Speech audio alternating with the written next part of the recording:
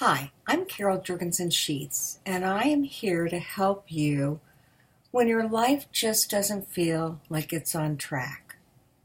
And I was just reminded by a client earlier this week that she has picked the word hope as her word of the year because her family situation is such that she's not having the kind of relationships she would like with them. And she has tried to be patient. She's worked really hard at understanding and listening. She's shared her empathy skills. We've had her family in for some family therapy. And it's as if they're very rooted in what they want to believe about her, even though that isn't her. And it's not really fair that they continue to project that image.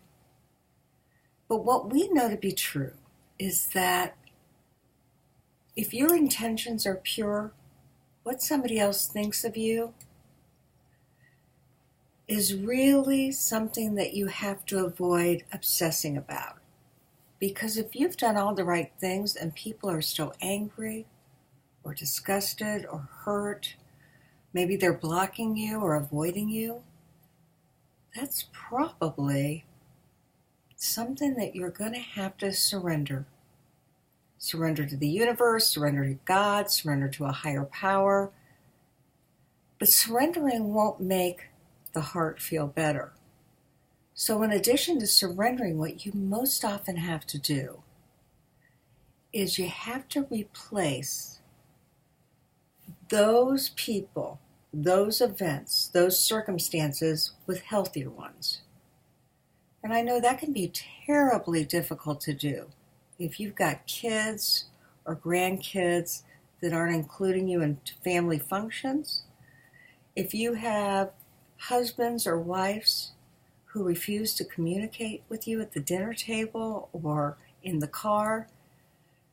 But what is important for you to remember is that you really can only control yourself.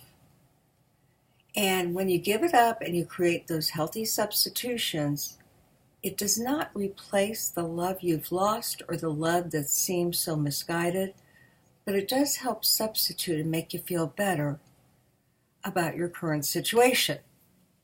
So I'm going to ask you, think of something that has really pained you, really made you sad, hurt, or angry. And then, if you would, on a piece of paper, write out that situation, followed with, what can I do to make myself feel better in healthy ways? Maybe I need to volunteer at my church or at a nursing home or in a daycare center. Maybe I need to call some old friends and see if we can reconnect.